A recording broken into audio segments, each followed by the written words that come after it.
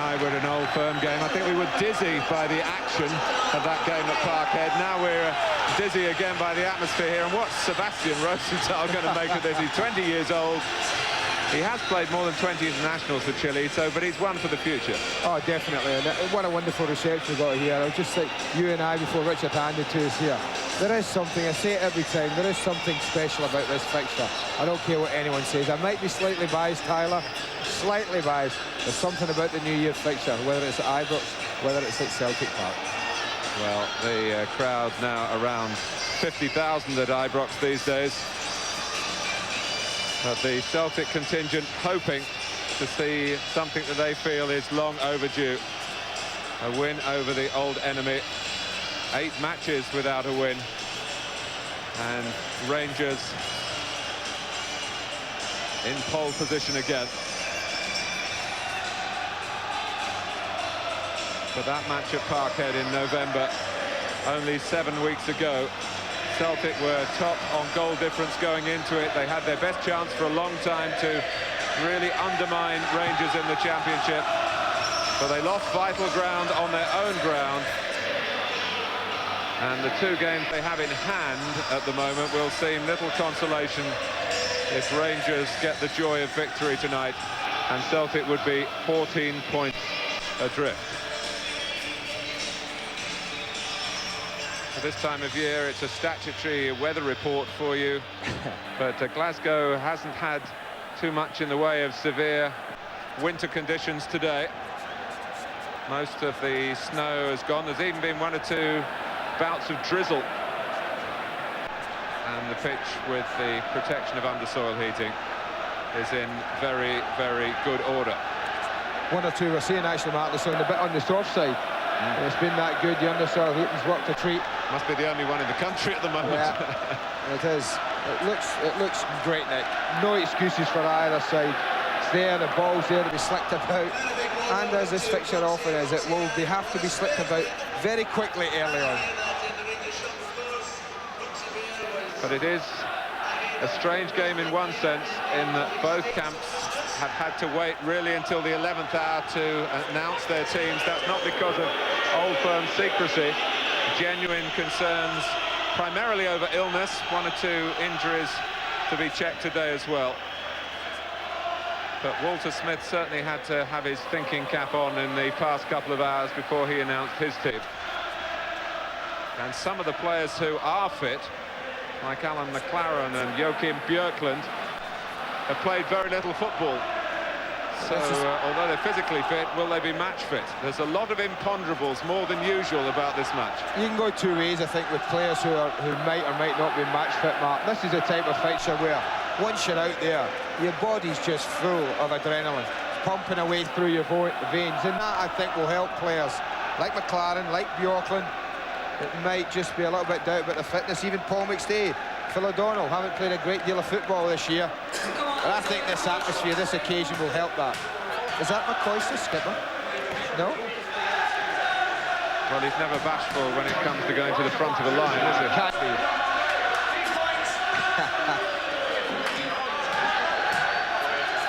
Ali McCoyst playing an Old Firm game for the 49th time. And behind him, the heartbreaker of many a Celtic team, Andy Gorham.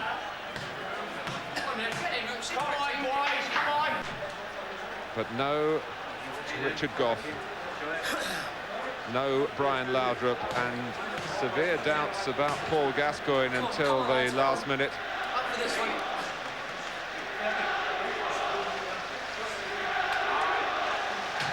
And where is Gascoigne?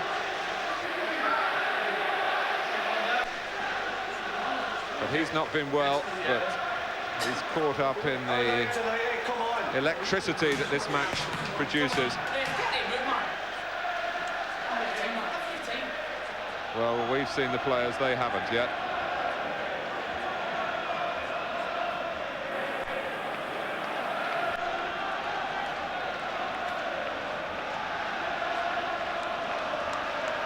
Well, the teddy bear mascot for the team, known as the Teddy Bears in these parts.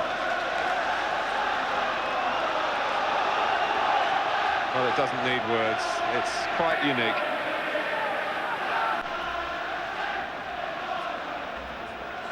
Paul McStay, MBE. Congratulations to him. After a long absence with an ankle problem, well, he's timed his return for the second game of his comeback. And here they come.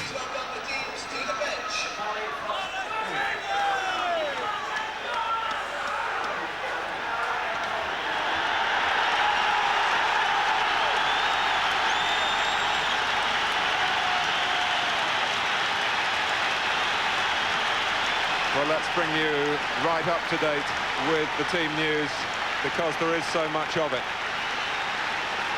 The flu bug robs Rangers of the major influences of Richard Goff and Brian Laudrup. Andy Gorham and Paul Gascoigne have made it, though. Joachim Björklund also returns to a back three after a 7-game absence with a hamstring strain. Craig Moore is given a holding role in midfield. He's done it before against Celtic. And just the one out-and-out striker in Ali McCoist. That's right, man. Although there have been one or two changes, the one thing that Walter Smith can rely on is a very reliable, the back three, and they will be very important tonight, you feel. Got a good width with Cleland, he'll come there. Robertson, in good goal-scoring form, will come up there. I think we've got Gascoigne here, but you watch Paul Gascoigne. He's just going to play in there, in behind McCoist. And I think Moore will just be drop off. He'll be the holding player. It's almost going to be like a little diamond system in that midfield area. They rely on McCoist to get the ball, hold it. And I think even without Laudrup, Gascoigne will be asked to do the kind of job that Brian Laudrup's done so well for Rangers. Flu in the Celtic camp as well. Tosh McKinley is ill. Phil O'Donnell, who has been under the weather as well, he's switched to the left. Brian O'Neill brought back to become a third central defender. A lot of thought over the midfield. Peter Grant ruled out, but David Hanna gets his first full game for his new club, and the notable name of Paul McStay. And with Tommy Burns mindful of the work of Cadet and Di Canio in attack at Aberdeen on Boxing Day, Pierre Van Hooijdonk is back on the bench. Yeah, this is a 1-11 that could easily be a 4-4-2. Phil O'Donnell could easily be playing in midfield, but we're led to believe that it's going to be like for like. The 3 centre-backs at the back, the 2 wing-backs. It's going to be important how Paul McStay not only lasts, but how he influences the game for Celtic. And if they can get enough of the ball, and if they can get good service to Cadet and Di Canio, one thing about the 2 front men, they've got good movement, and that always troubles any kind of defence. So it's Celtic to kick off the match under the stewardship of Jim McCluskey, who's handled many of these occasions.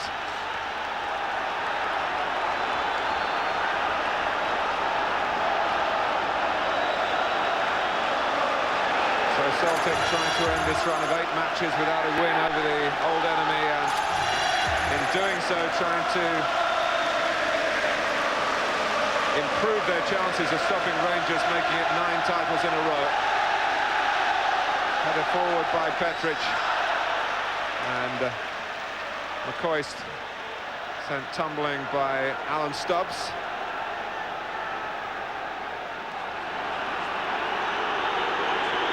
Gascoigne, now Albex. McCoist pulling away. He was the only player that the German had to aim at in the centre. That's a tough ball tonight. If you've only got Ali McCoist as your front man to play a ball like that, it's going to have to be more carefully played in. Unless he gets Gascoigne up in front with him. Away by Tom Boyd. The shape of so many recent meetings has been so similar. Celtic invariably chasing the championship, and chasing after Rangers in it. They chase vital wins with gusto, but Rangers have sat back, drawn their sting, and killed them off on the break. Alec Cleland trying to make some progress down the Rangers' right. Important areas, both wing-back areas. I think if it's going to be tight in the midfield area, both 3 against 3, and that might be the area where there's a little bit of space. Whoever uses that well, uses it better, will get a nice advantage. McNamara trying to utilise Cadet's fearsome power in the air.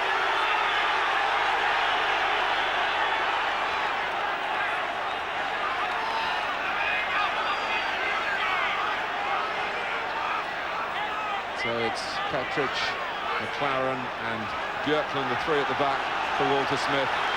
And Gascoigne with licence to roam. Whether he's got the full energy to roam, we must wait and see.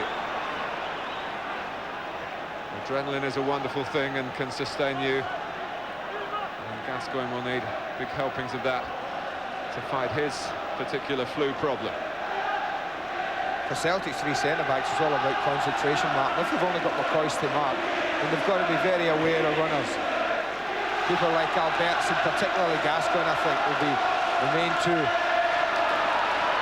Well, here's Finn O'Donnell, who's made his name really as a midfield player, but did start in his early days at Motherwell as a left-back. I know Tommy Burns would have liked to have harnessed O'Donnell's energy in midfield, but the loss of Tosh McKinley meant the switch and the chance, particularly for David Hanna, signed only last Friday from Dundee United, where he was somewhat in dispute with the management there. Robertson. Impeded. Well, he's a little unlucky, McNamara, there. I'm not so sure David Robertson would have gotten a hold of that. He's earned the free kick, he's pushed it. McNamara didn't do an awful lot wrong.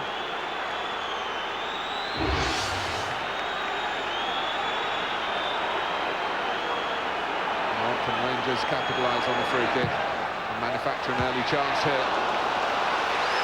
There's half a chance. McCoist always on the move in the middle. I think O'Donnell's the one who ends up getting the head on it. Yeah, McCoist and O'Donnell go for it. Rangers lining up on the edge of the Celtic penalty area. Frantic early minutes here at Ibrox. Still very much, as the corner comes, to not what Rangers hope for. Celtic still with a very raw young goalkeeper, Stuart Kerr, who started the last 9 and performed so capably against Rangers at Celtic Park. Here he comes. Only 22 years old. First season of first-team football. I'd be looking for him to play as well as he did in the match at Celtic Park, what, 7 weeks ago? 7 weeks in which the season has turned back Rangers' way. But it's a season that's not over yet. Here's McLaren, who's missed the vast majority of it with injury. Björklund, whose fitness problems have been more recent. Cleland. Well, Celtic had plenty of players to deal with that, and it was McNamara who tucked it back to the goalkeeper. Di Canio.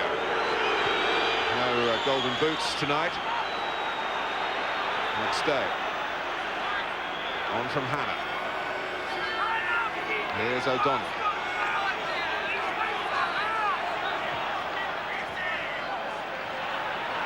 Well, both teams, Mark, when they're losing the ball, are just dropping players off behind the ball, making life really difficult for the team with the ball. McNamara. Well, he's suddenly come up with something a little bit more ambitious. Cadet is in there, and it spins away. Beyond Andy Gorham, beyond the post. Cadet thinks there was a claim for a corner. That's a kind of half-hit shot. It certainly was worth a claim. Both he and McLaren go for it. The ball's just spinning anywhere. Andy Gorham very quickly raises his arm. He knows it's not going to trouble the goal. Alberts. And McCoist in that advanced position for Rangers, ahead of Robertson as well. And Stone.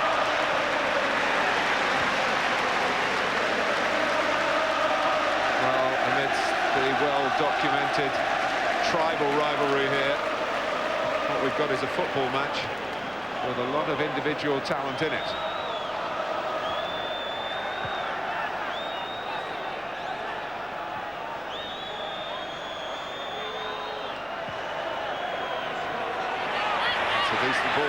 from stops, or is it just run away from Cadet? They've taken up a good position to just run away from the defender, but the ball in the end bounced away from the two of them as Alan Stubbs put it into an area that could have been awkward to the home side.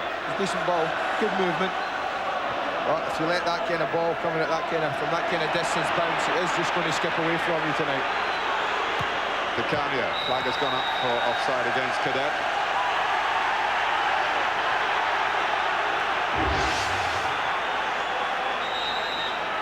Yeah, they just gets ahead of play, Cadet, about half a yard offside. Well, we saw Rangers lose at Dundee United last month, their second defeat of the season, but typically they bounce back with 4 straight wins, 15 goals scored. Gascoigne's been in amongst the scorers himself. Well, he's getting on the ball, Paul Gascoigne, in the way that Rangers would want, I think, Mark, but not in the areas that they would want. He is picking it up, he is going rather deep. I think they'd want him to pick it up 20, 30 yards further up the field. Petric. Now Alberts.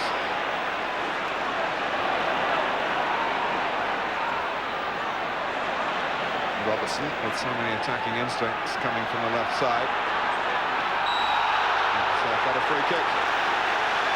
The second that he's earned in threatening positions. I don't think you could argue with that one. And there were 1 or 2 fancy this. No doubt Alberts will fancy it with the hammer. Gascoigne. Alberts came here with a genuine reputation as a set-piece specialist.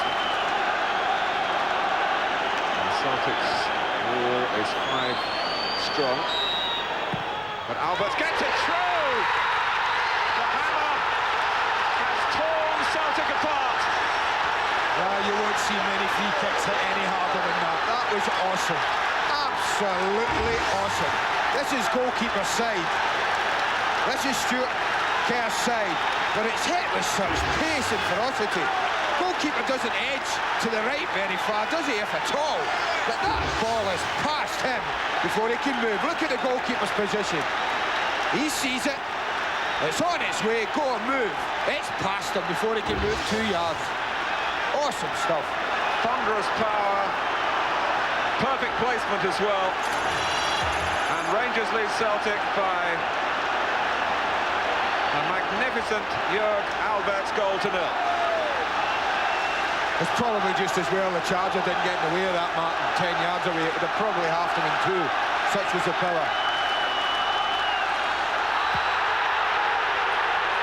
And there's McLaren here. Well, McLaren's in trouble. And Di Canio. Well, Jim McCluskey has called McLaren over straight away. And no sooner than Rangers are celebrating the goal, and they're now concerned about Alan McLaren. Well, we don't know where McLaren just stuck his arm out. As he played the ball back, Di Canio went on the blind side from where we're standing. Might not get a great view of it from here either, as he comes out.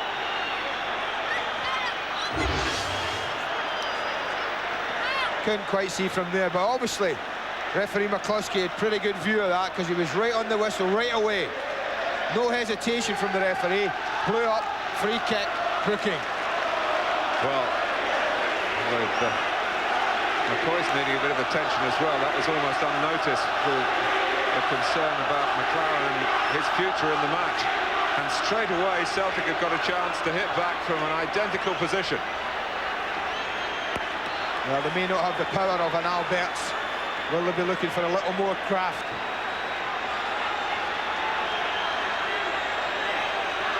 Well, Di Canio is there, Donnelly is there, O'Donnell, the number 6, is waiting.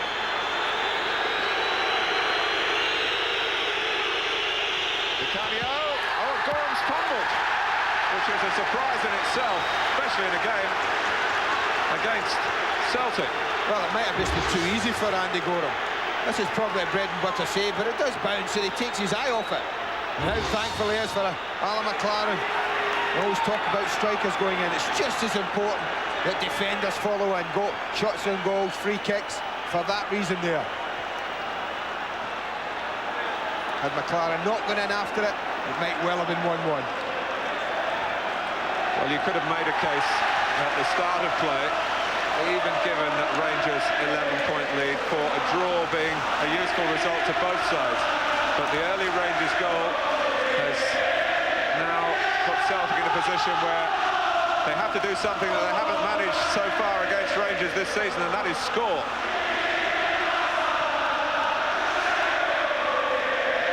Beaten 2-0 here back in September, 1-0 at Celtic Park in November. McNamara, Cadet.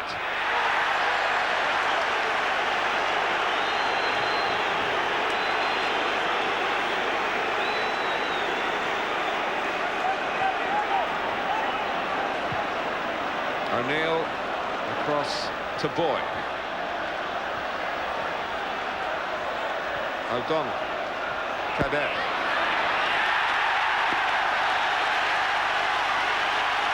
Jim McCloskey straight away pointed for a Rangers throw, when Phil O'Donnell may have thought he was going to get a Celtic free kick. Not much argument from Phil O'Donnell, though. I always think players' reactions are pretty good, even in a game like this.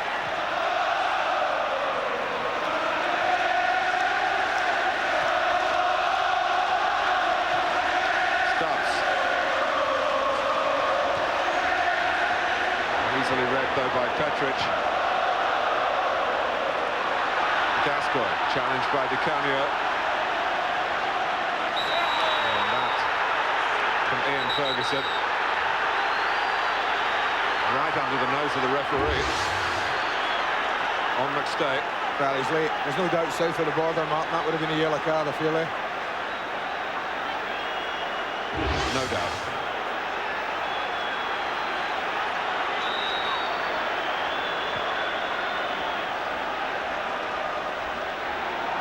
So here's McNamara.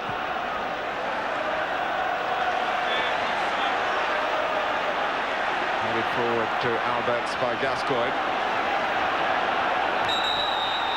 Well, no wonder Gascoigne conceded the right of taking the free kick to the German. No, you wouldn't argue with it, would you? He's now scored 7 times this season.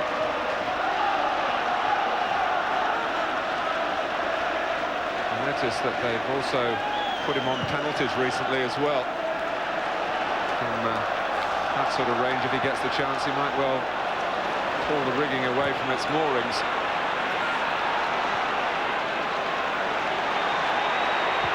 McStay. And Gorham knew that Di Canio wasn't going to reach that. Just got to settle Celtic now, clear their heads. That would have been a blow to them, losing a goal so early. It was a tight opening to the match. There didn't look to be much happening creatively in open play. But it came from a forward serve from David Robertson, and here comes another one. Ferguson. Here's Craig Moore. He's going to have a crack. Ball bouncing over Cleland to be collected by O'Donnell.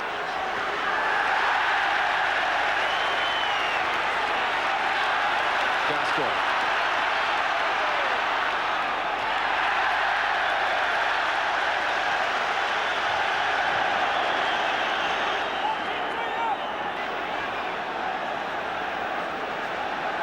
Ferguson. Celtic trading space in midfield. Moore doing well against Boyd. Well, there was a lot of talk in the build-up to the game about a more cautious approach from Celtic, but they're in a situation now where they can't be too cautious. I don't think the side's a cautious side. I said it might be a 4-4-2 formation, and it might not. It might be a little bit earlier than probably would have wanted, but there might be just food for thought of pushing Burnley a little bit further forward. And Phil O'Donnell getting a 4 in the midfield.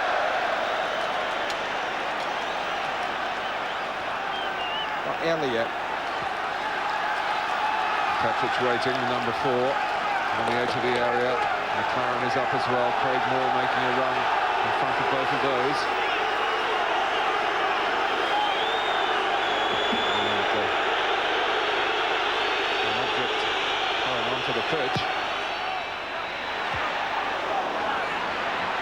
Moore and Petric going for it. They want the goalkeeper now to Celtic. Well, they've got a free kick. And Stuart Kerr grateful to hear the whistle. I think he was. I didn't see Petric do an awful lot wrong here. He looks with his eye on the ball. He certainly went up very powerfully. Both are looking at the ball.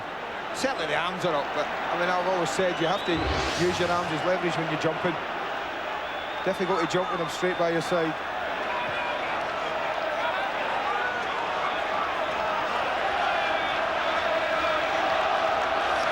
Boyd trying to get forward and give Celtic a little bit more in the midfield areas where Donnelly is. Out comes Alberts.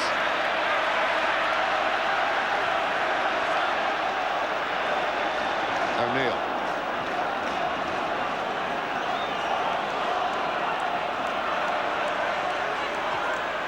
Di Canio. Of course, it was an early goal at Celtic Park 7 weeks ago. Of course, offside here. That did settle that extraordinary affair, the last match between the two clubs. Heaven only knows how that stayed as the only goal. Well, there's no doubt about this. There's only about 5 yards offside. But Celtic cannot allow the same thing to happen again. Here's Donnelly, now McNamara. O'Neill. Patient work from Celtic. Di Canio, who's become such a favourite here. that was better though, build-up, man, because one of the centre-backs at last joined in the play. Brian O'Neill this time came up, because there's no need to keep three back when they're only marking Alan McCoy's. So whatever side the ball's been played forward on, when O'Neill can go and join on this side, Tom Boyd or Stubbs, more likely Boyd can go on the other. I think that's got to happen, situations like now. So give him that extra man. Create a little bit more space for maybe Phil O'Donnell wide, or Jackie McNamara wide. Cadet could easily dispossess it. It was Björklund at his back, but he's gone and got the ball for his side again. Robertson looks in control here.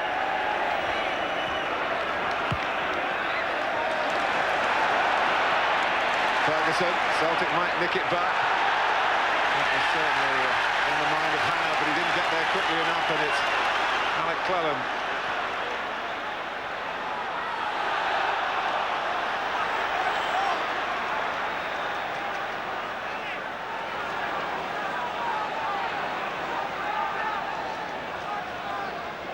We've brought you so many goals live on Sky Sports. Have we brought a harder struck one than the one you've seen to light up the opening 20 minutes here at Ibrox this evening?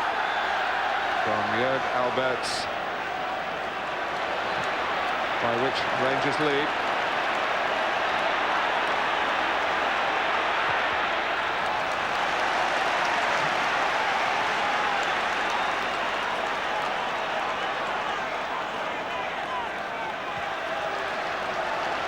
Archie not trying to get a message to the Rangers players. Just one or two examples, Andy. They've been overplaying a little bit in their defensive third. Ian Ferguson nearly got caught on the edge of his own area. I think it was just a little worried about the central midfield area. I think they were indicating. Number 9, he seemed to be indicating. Maybe Simon Dorn, maybe Alberts has just been told, hold on a minute, they've got 3 in the central area. We need to have 3 in there when we're defending. Ferguson.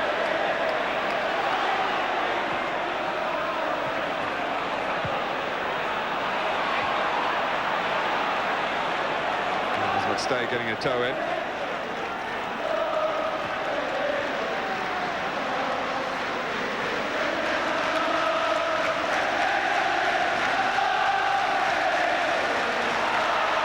Two around Gascoigne.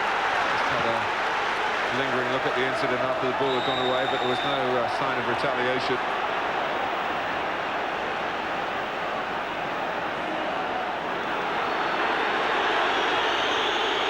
Di Canio.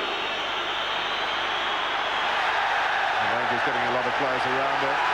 Alberts. McCoy's moving freely enough after that earlier injury. Trying to get the better of Stubbs, but it's out for a goal kick. I think David Robertson's gone down. That challenge with Di Canio. Tangle of arms and legs. I don't think there's anything sinister, but we often look at the power and the pace of free kicks, Martin, don't we? Just how quick was this one? It's gone through the computer. It was hit fiercely. Just over 32 yards. It was quick. Anything up approaching 80 miles an hour is pretty powerful. Too quick for Celtic. This was the incident, David Robertson, whether he just injured that shoulder as he landed. Yeah, it must have been. Looks like it could easily have been a free kick. It should have been a free kick for Celtic. It looked like it definitely should have been a free kick. And it would have been subject to much more scrutiny had McCoy made a bit more of it further forward and really rounded off that break that came from the play-on signal from Jim McCluskey.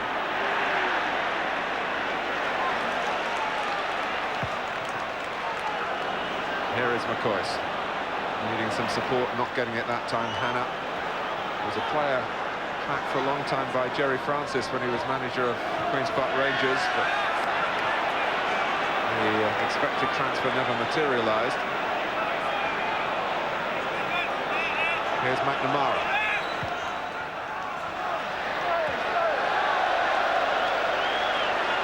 It is a strong suit for Georges Cadet. His aerial work, he got a great goal on Boxing Day up at Aberdeen when Celtic came from behind, as they're trying to do at Ibrox tonight. It's difficult to score from crosses from that kind of angle. Tommy Bonds would like those crosses to be coming from maybe 20-25 yards nearer the goal line in that kind of area. But again, the possession's been decent from Celtic in the middle third. They've knocked it about, got it wide. It's that final third that they've really had trouble with against Rangers over recent times. Turning possession into goals.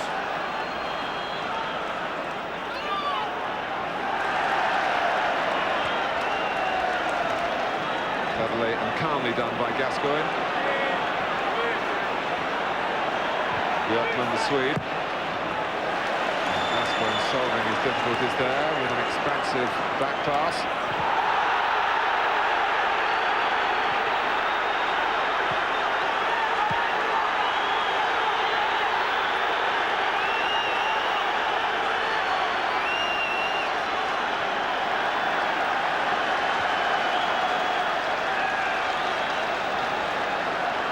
25 minutes gone. 25 profitable minutes for the league leaders, the long-time defending champions, against the side trying to wrestle power back across the city of Glasgow. Cadet, Donnelly.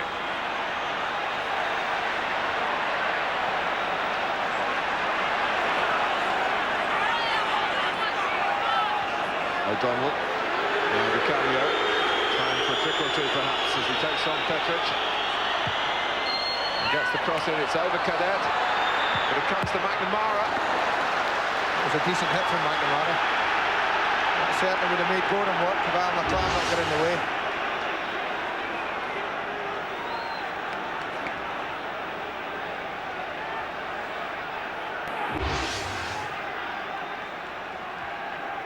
Cadet not making any real contact there, nor did he to the cross, which was from a more inviting angle from Di Canio on the left.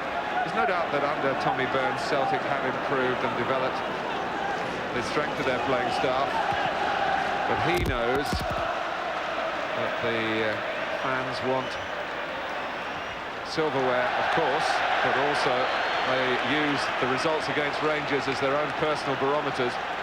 I think he'd take a bad performance tonight if it meant the 2-1 victory. You bet your life on that. Yes, I think that's one of the truest statements you've ever made. Take any sort of victory.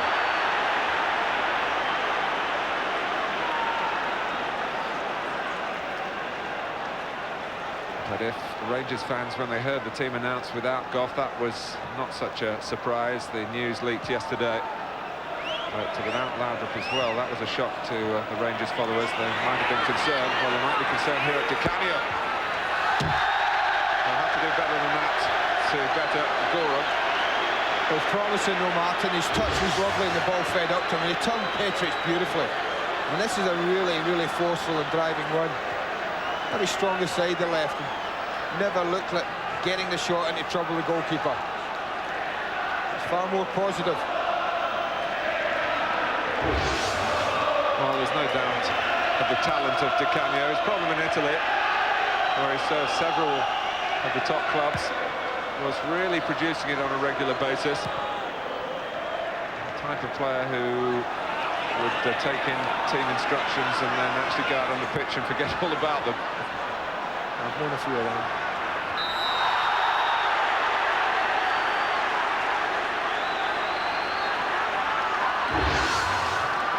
Gascoigne brought down.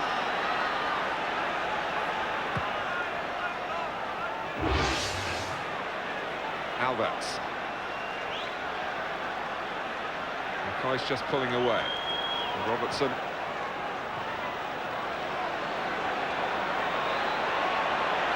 Well, Rangers press back. Will they stay cool enough and be technically sufficiently well equipped to play this sort of keep ball without giving Celtic a chance of nicking it and suddenly seizing the chance to get back in the game?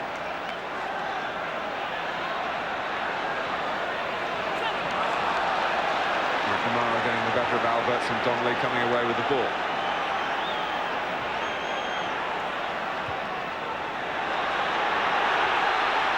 Here's Cadet, Björklund, beefily across. Well, he won the physical battle and just lost out in controlling the ball. He was looking for Björklund, you could see that. He won that battle, but just overran the ball, just a touch. Almost half an hour gone. O'Neill just leaning over the top of Gascoigne. Half an hour, Martin, very, very few real attacking moves of quality. Can't remember either goalkeeper being too troubled. One stunning free kick. McLaren.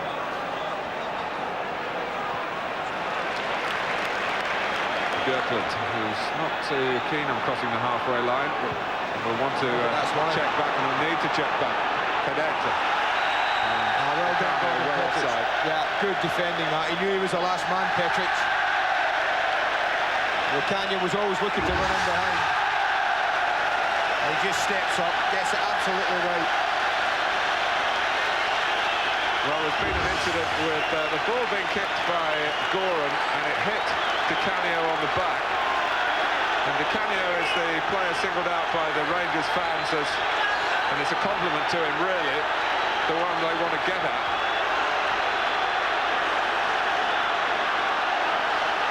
Suddenly it was an explosive moment. Di Canio saw it as deliberate, which it might well have been. Only Andy Goram will truly know. He's getting the ball up to where the free kick was to be taken from.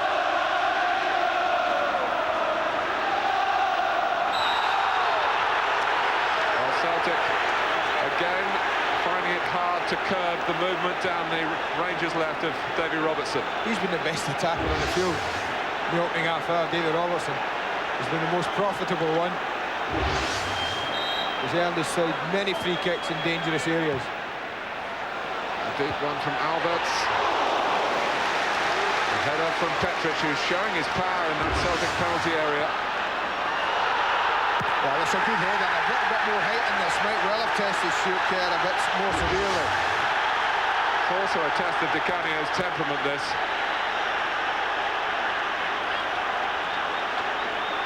Every time a tackle comes in, it's being greeted with great raptures by the Rangers fans. Well, if he's got a suspect temperament, and one or two suggest that he has, well, it might well be severely tested this evening. Well, he was sent off at the end of November against Hearts, but Celtic have had a real rash of red cards this season. They're into double figures.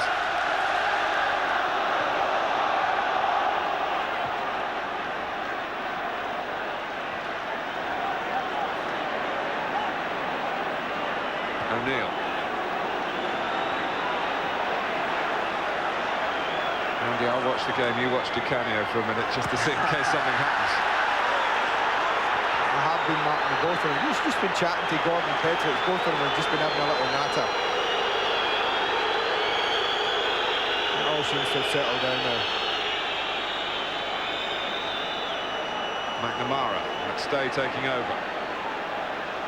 Of course, has been in championship-winning sides for Celtic. Must seem a long time ago. Well, to him, it is a long time ago. Last won the title in '88. It's the last time they won a New Year's Old Firm fixture as well. A couple of goals from Frank McAvenny.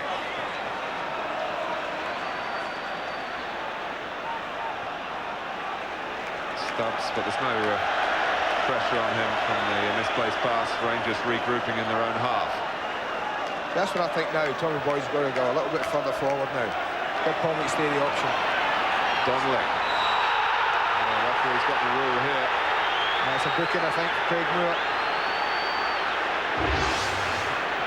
It's a good ball fed through. And he flattened Hannah. There's no doubt that was deliberate. There's no doubt that's a free kick. And there's no doubt he's getting booked. So for the second time, from a similar position, Celtic have a chance to equalise. Canio wants the ball near the penalty area.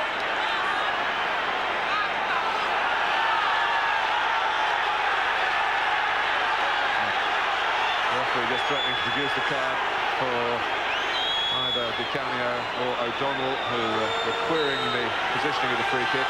Di Canio. That's Stubbs, but it was all rather ponderous.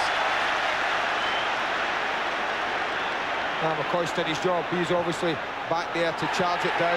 Offside just then, but he's obviously down. He charged the ball and he did his job really well. Stubbs has got a fearsome shot, there's no doubt about that. And Celtic will have worked on this free kick, played along the line like that. McCoy's was very sharp, very bright. Yes, McCoy's made it look ponderous.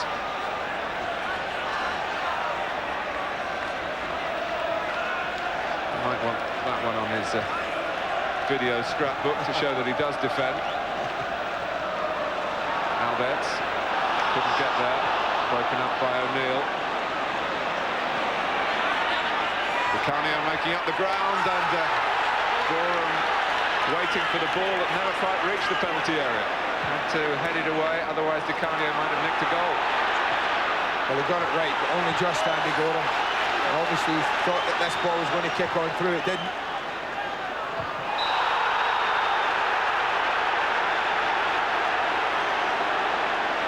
Now by Petric on Cadet. Free kick taken quickly. 10 minutes to go to half-time.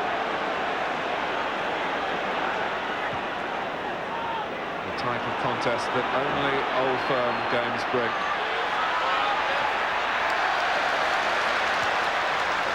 Well read by Stubbs. Well, it was a long way off target in the end, but it was a show of ambition to typify Celtic's needs. I mean, it's a dangerous, dangerous ball from Alberts. Just plays it straight into an area where McCoy was always second best.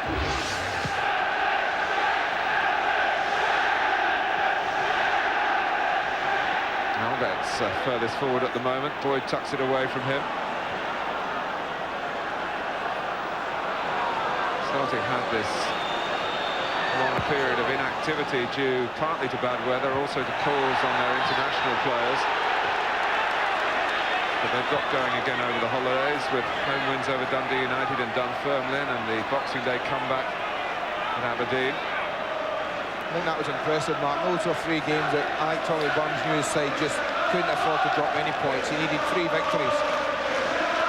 And I think that was pretty impressive to achieve that. What was also very impressive was the amount of money raised for charity by the selling of Di Canio's golden boots. £58,000 for good causes for children. Wonderful. We've never been short in the football world, north of the border, Martin. Getting lots of money for good causes, charities especially. Well, he's worn the white ones before.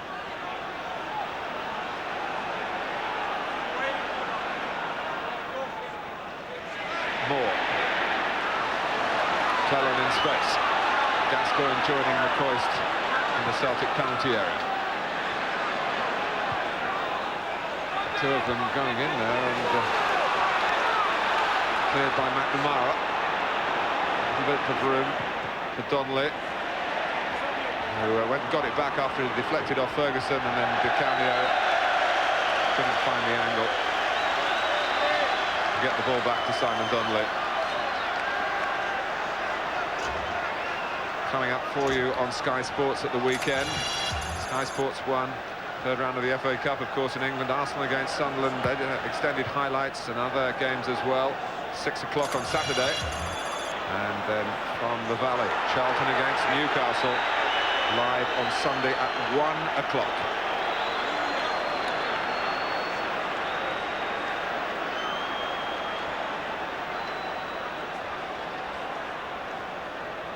Look at that, for where the game has been played. Midfield battle, one would suggest. And very little in the way of attacking work for the side that leads.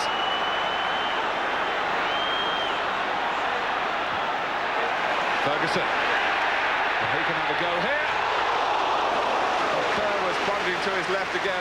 The ball beat him again, but also beat the post. Well, they've done that well today, Rangers. The one thing when they have attacked is they've shifted the ball from left to right really well. They'll do it again. They could have gone right to Cleland. He decided it was open enough and there was enough time for him to get the shot. Power was there, just lacked a little accuracy.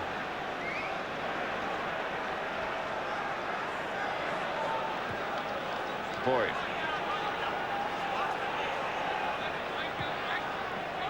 Now McNamara. For so many of this generation of Celtic players, this is an all too familiar situation. Rangers leading the league and leading in a match between the two great Glaswegian rivals.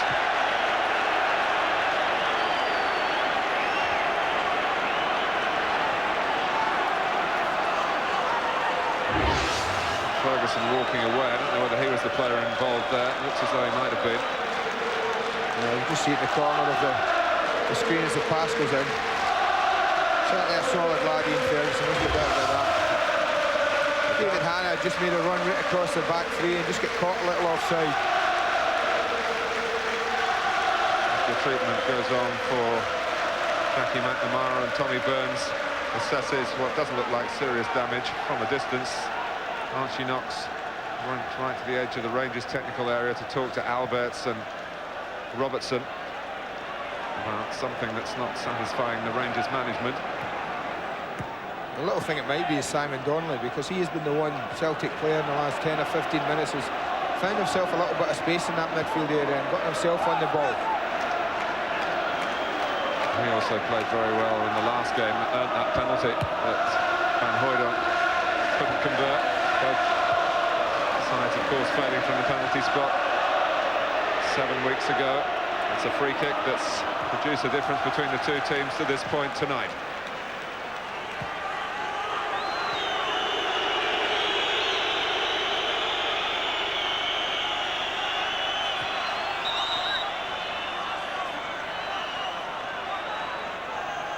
Stubbs.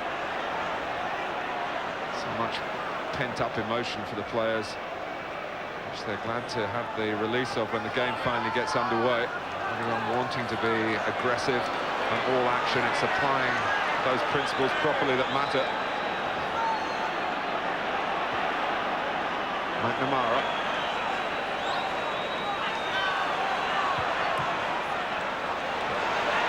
Everyone should be able to collect that.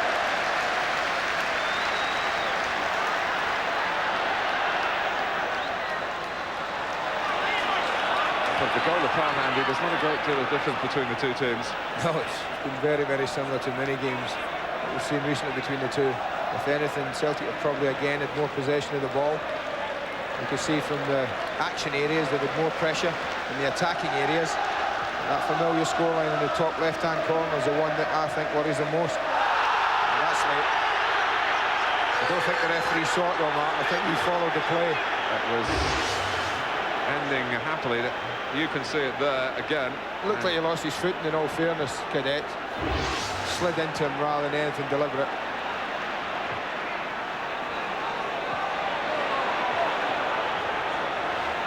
Yes, the crowd react to every physical contact, particularly on a Rangers player, as though grievous bodily harm has taken place. David Robertson still feeling that shoulder from the earlier incident in the half. But Gascoigne and Cadet, there was no hangover from that incident a few seconds ago, as if Gascoigne might have given himself a New Year's resolution of calmness to all men, most of all to himself. Cadet. And strong play by McLaren. Gascoigne. Two running to the right for Rangers. And Cullen skipped past O'Donnell. Craig Moore can go on here. Well back, Brian O'Neill. That was a lovely break from Rangers. One of the best pieces of football of the night. Celtic's attempt to come up with something similar of their own ends with an offside. This is a great ball from Gascoigne. Weighted absolutely perfectly for Cleland. Teased O'Donnell. That's good defending.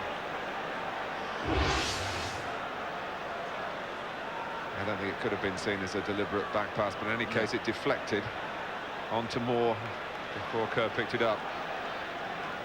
Brian O'Neill, who made a costly error in the last game, certainly spot on with his challenge there. Offside.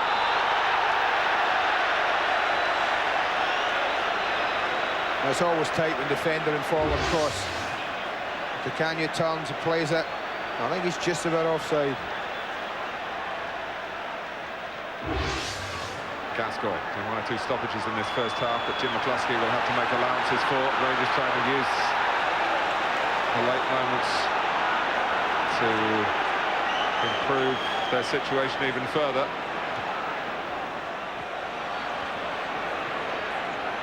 McLaren. Cadet.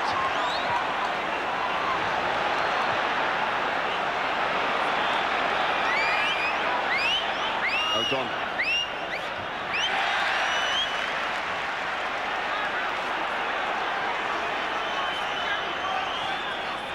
Celtic getting to this sort of position, but not finding anything particularly sharp ahead of their work on the ball in midfield. Di Canio. It's a rather gingerly attempted tackle by Robertson, an effective one nonetheless. But he's one player who's got to be checked fitness-wise as he flexes that right shoulder again. Yeah, he's got problems with it, no doubt about that.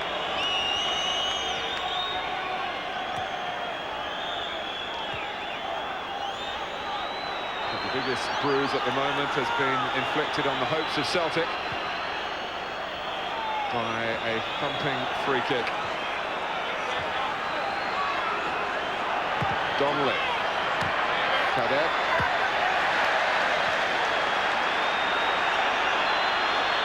Now O'Donnell. That was Ferguson holding him up. Boyd. O'Donnell again. I think that's what they've got to do. They've got to get Tom Boyd in those sort of positions. Further forward, allow O'Donnell to go even further.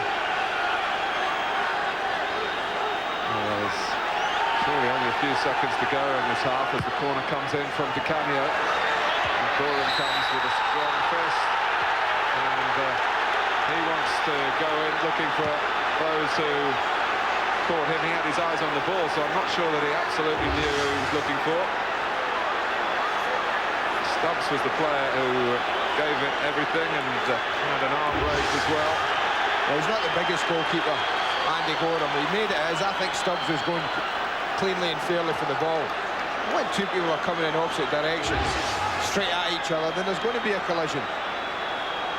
Stubbs looks to me as if he's got his eye on the ball. He goes to challenge for it. Certainly catches Andy Gorham. And he's booked for it.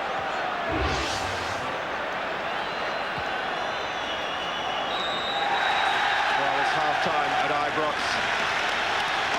And the one goal, an absolute stunner. Here it is from Jörg Alberts. A blur as it zipped into the Celtic net. And Rangers, in pole position in the league table, are in the driving seat here against the old enemy again. At half-time at Ibrox, it's Rangers 1, Celtic 0.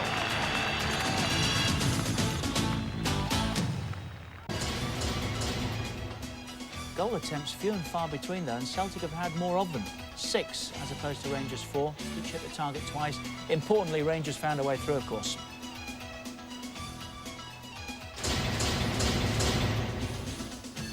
Well, 3 booked already. Moore and McLaren from Rangers. Alan Stubbs there right on half-time from Celtic. Look at that. Those action areas. Never seen that before. 67% in the middle third. 48% of the possession for Rangers, 52 Celtic, but they trail.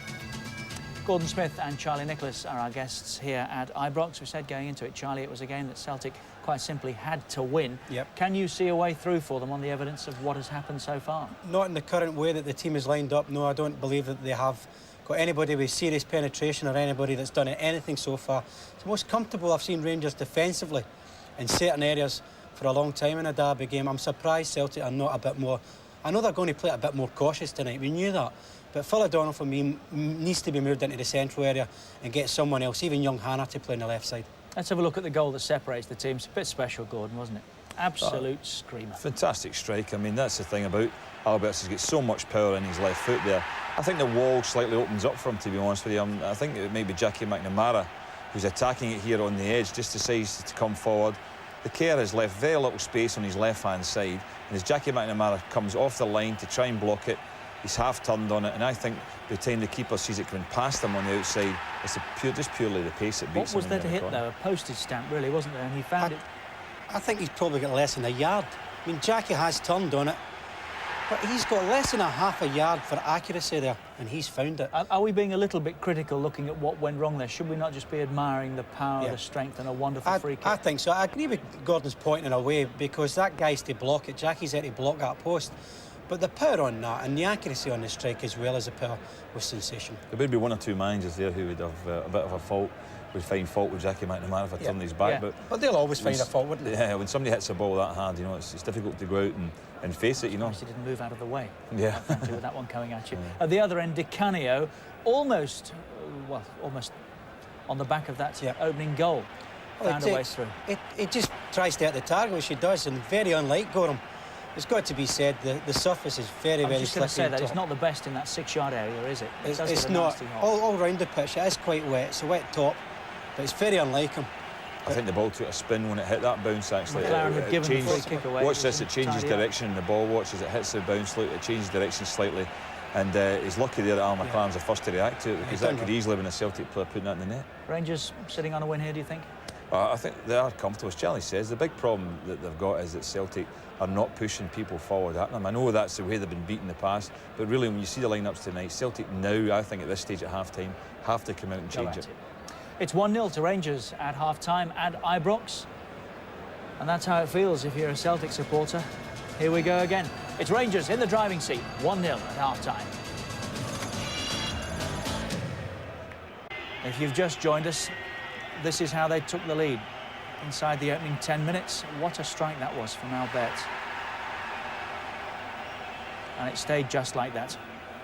As Celtic take to the field again, Charlie Nicholas and Gordon Smith are with us. A quick word, Charlie, you'd change it around a little bit, would you? I would bring Phil O'Donnell into the central area. I think he can run and create gaps in the Rangers' defence. But I think if it stays the same, I think Celtic will just peter out. Rangers are in control.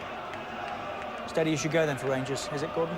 Yeah, they just have to keep holding this onto this result. Looks as if that's what they want to do anyway. They're pulling everybody back. They've maybe catch Celtic again on the break, but they must be comfortable with a 1-0 lead. Canio's never short of something to say, is he? OK, let's rejoin Andy Gray and Martin Tyler. Thank you very much, Richard. It might surprise many of you watching to know that since the Premier Division came into being in Scotland, which was back in the mid-70s, Celtic have actually won of these matches than Rangers. So they are cyclical turns, but it's been a long, long, long wait for the Celtic fans. And Jörg Albertz has added to their gloom. 2.5 games for Celtic against Rangers so far this season, not a goal to show. And Andy, in all honesty, not much of a sight of goal for Celtic, despite plenty of midfield possession so far tonight. Yeah, I think I agree with Charlie. I think that I've never, in the games that I've seen this year, between them, seen the back three as untroubled as they've been for Rangers. I also think that part of the problem, Martin, in the midfield three that Celtic have got, in Hannah, McStay and Donnelly, is the fact none of them, neither of the three of them have ever got past the front two yet. If you're facing a back three and you've got to shift them somehow, either the front two have got to do it, or else someone's got to put in runs from midfield. Neither of those three have done that up till now. And I think that's where Phil O'Donnell's forte is. It's making forward runs. It's being a box-to-box player. He's not changed it, Tommy Burns. Phil O'Donnell is still on this left-hand side. So it's as you are for both sides as we start the second half. Here's Ferguson. And the good news for Rangers fans is that David Robertson has reported for duty for the second half. He's not 100%. Gascoigne, as we've told you, is suffering with the flu. One or two others.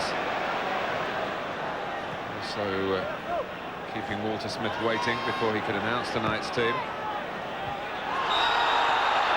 And Stubbs, one of the players booked in the first half, and he's got to be careful with the timing of his tackling.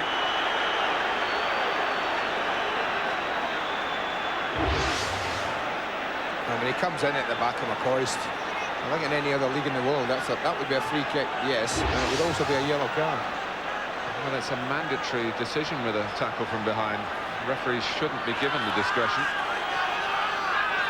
According to the letter of their instructions, Stubbs survives. Gascoigne, who's played understandably within himself without ever being on the peripheries of the match.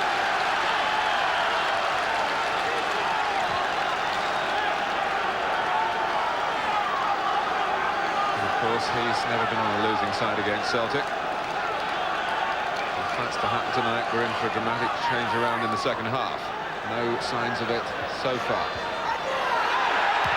Finally, Dicanio, the player that they want to see working in the other half of the pitch, is the one to make the decisive move close to his own goal to clear the danger. Albertz. Robertson. Looking for offside. They certainly thought that Robertson was offside when the ball was played through to him.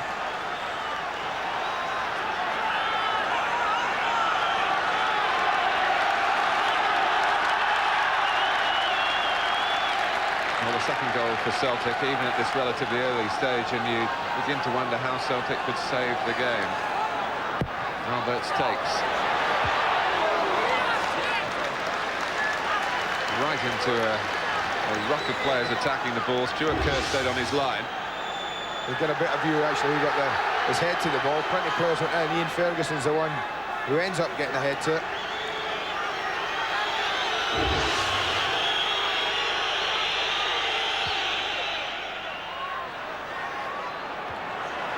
Well won by Gascoigne. Stubbs. O'Donnell pressed by Cleland, and that forced Boyd into a hurried movement against Craig Moore. Cleland's there again. Now Donnelly. Needs a bit of help, but his own skill helped him out of a tightish corner then.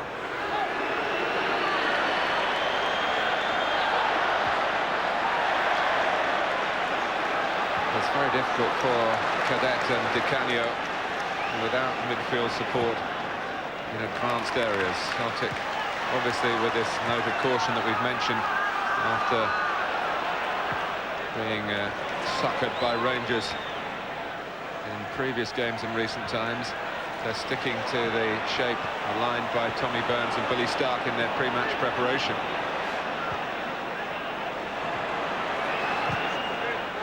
And I suppose since change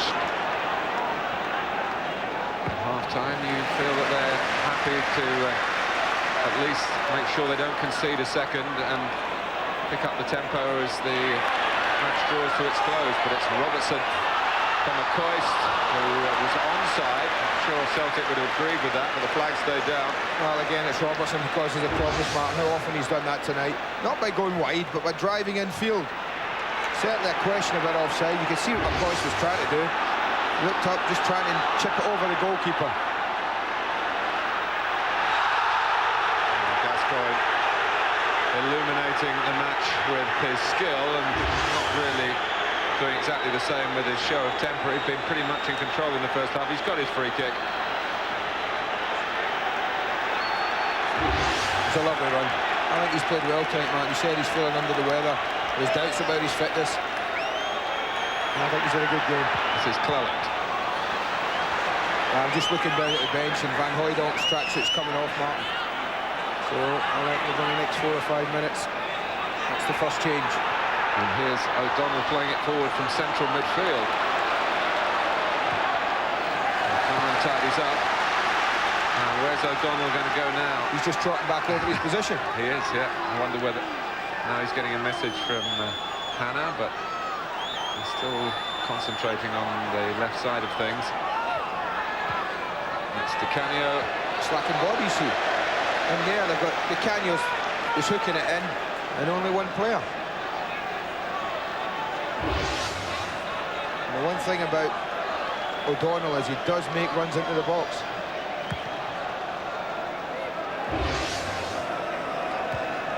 Headed down by Hannah. Never even been to watch an Old Firm game. Here he is playing in one. Brought down by Moore, who is another of the names in Jim McCluskey's book in the first half. Free kick already taken. Donnelly. Losing out to Alberts, who's shrugged him aside. McCoist goes left of centre to collect the pass. Alberts has continued his run. And as you might expect, Davy Robertson with 3 goals for the club in December. Looking for more since the year has turned.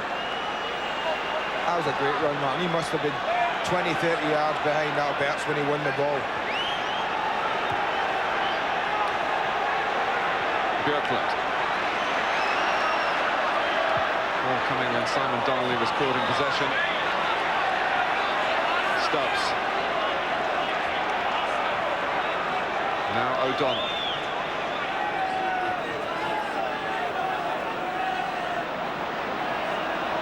Celtic, who make progress in the other matches against other rivals in this division, but it's like running into a brick wall when they come up against Rangers.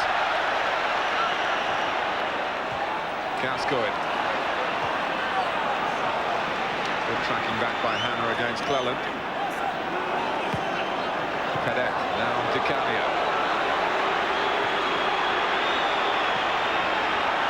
Running beyond McLaren, but another player as well. Here comes Van Hooydonk, Martin. It's Donnelly who's coming off.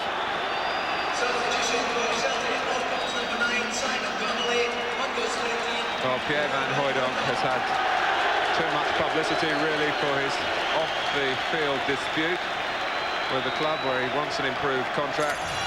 It may be time for him to go and get the right sort of publicity for the club. He's unhinged Rangers before. Now, what sort of adjustment is that going to make? He had a word with Di Canio. I don't know whether they're just going to drop him a touch deeper. Whether they're just going to go, okay, let's try and test you, let's force more blue shirts back, let's play 3 up front. And maybe 3 in midfield and a back 4. That will be. Tom Boyd's edging over towards this side. That's a free kick, no doubt. But Tom Boyd's edging the left back area. Phil O'Donnell's now got a more central position. And it might be that Paolo Di Canio, Martin, will play sort of left side. But certainly not tied to the left side. He'll be given the freedom to go in and join the front two, I'm sure. Well, it's a change that strikes a positive note. And that's That's what Celtic badly need. First of all, they have to defend Gascoigne's free kick, which actually doesn't trouble them at all. The Rangers were pretty unambitious in the number of players they pushed forward themselves. Amazing, isn't it? 36, 35 minutes to go in a football match. Free kick in the last third of the pitch. Hardly showed an interest. Neither of the back three, all good in the air, showed any interest in going forward for it. And they've got to be careful, Rangers, because if they stop occupying Celtic, they're just going to draw them on, and, well, it's just a 1-0 lead.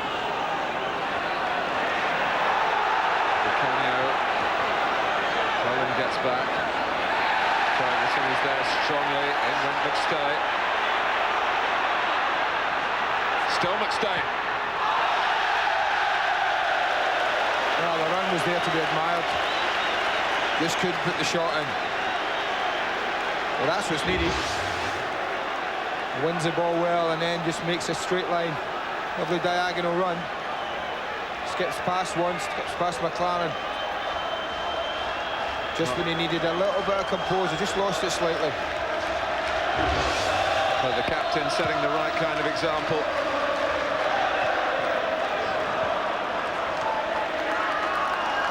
And the New Year honour he would really appreciate would be the honour of scoring an equaliser at Ibrox tonight.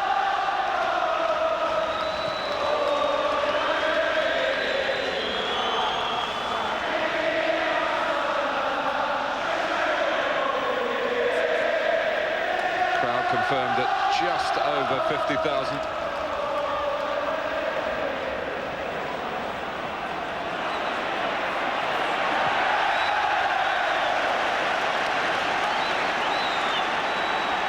More messages being passed to Craig Moore this time. Down there by the touchline and within earshot. You have to be pretty close to be heard by the coaching staff shouts.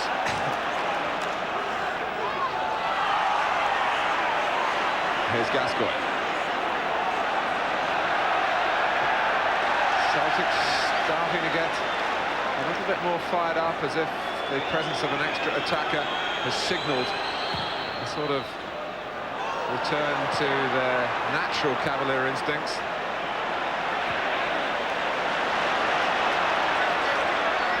Cleland, Moore, it's given away rather cheaply, or is it? It was a miss kick that was lucky, it reached McCoist, ran beyond Hannah. Robertson. Well, it looked an easy save, didn't it? But Andy Gorham's looked just as easy as it bounced in front of him from the free kick in the first half, and he spilled it. And this just does about the same. The fiercest shot, just skips up.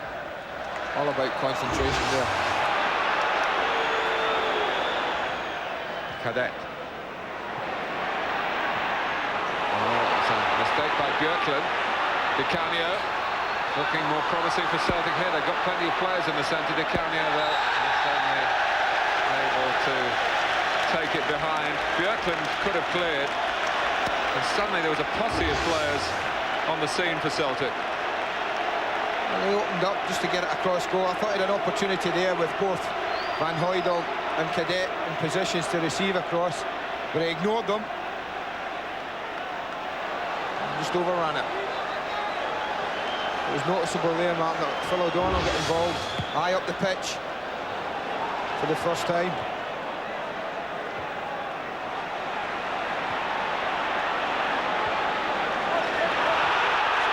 Rangers, really for the first time in the match, looking a little rattled. McStay. Celtic have got to up the tempo. And they're trying to do that. Di Canio. Earlier ball this time. Van Hooydonk! Good stop by Gorham. It was a terrific header. That was a great header. Björklund was waiting for the ball. Van Hooydonk wasn't. He gets in front of the defender. Super header. Good save from Gorham. That's the threat he poses. Well, the Celtic fans will feel that this is more like it. Di Canio with the corner.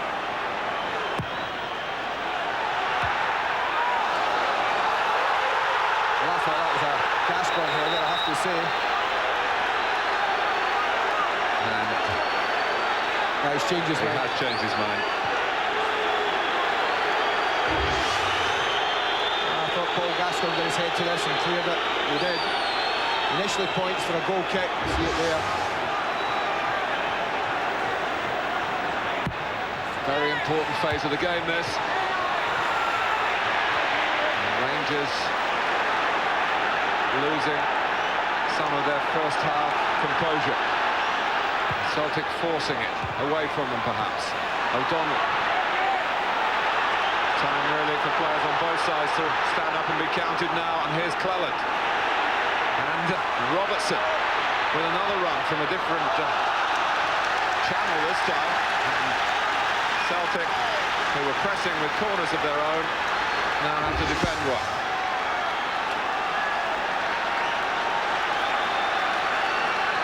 Well, that's what they've always got to be careful from now, Celtic, isn't it? We saw it at Celtic Park recently when they had under tremendous pressure how quickly Rangers broke and got at them.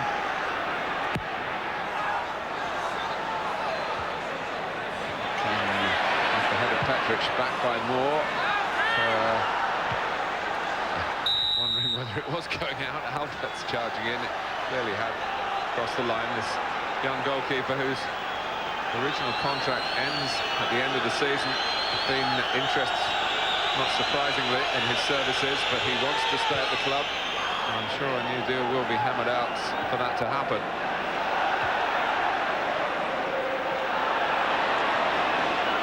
Robertson. Now Alberts.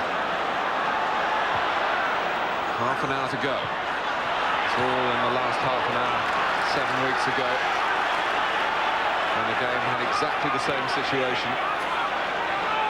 Celtic pursuing, gaps opening up, and Rangers, notably Van Vossen, who is a substitute so far unused tonight, with the miss of many a season. Good tracking back by Gascoigne. Stop Boyd's cross getting in. So, sorry, Mark, from Rangers being comfortable, Tommy Burns' changes have given them a problem or two. They've certainly benefited from them, Celtic. Boyd.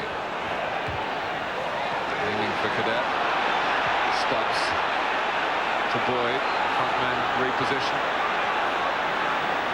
Boyd's a decent angle for a cross that's defended calmly and capably by Petric. Moore, the Australian. Cleland trying to take it at full tilt.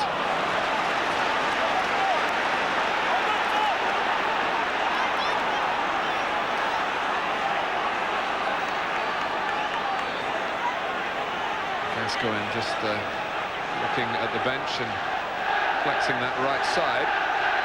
Well, if he's feeling flow, Mark, I'm feeling flow. It's about now when the legs might just start to go. And that's an area where they can't afford to be carrying anyone. I think it's something that Walter Smith will have to look at carefully. Paul Gascoigne's fitness next 5 or 6 minutes. Quick throw from Celtic after Robertson's legs had gone in a slightly different sense. Over on that far touchline. That was the gap for O'Donnell to exploit when the original throw came in. Van Hooydonk. Back with McStay in that holding position again. Stubbs, not deep enough. McStay to pick it off once more. Stop Rangers getting out of their own half. O'Neill. Now Hannah.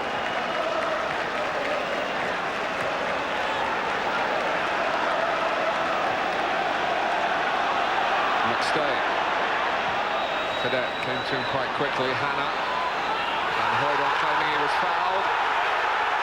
Play on, says Jim McCluskey. My impression, Andy, was that the Dutchman was looking for something and he didn't get it. Here's Gascoigne, looking for the sort of break that led to a second goal in the earlier match here this season, which came after Celtic were pressing it. It actually hit the frame of the Rangers goal at the other end.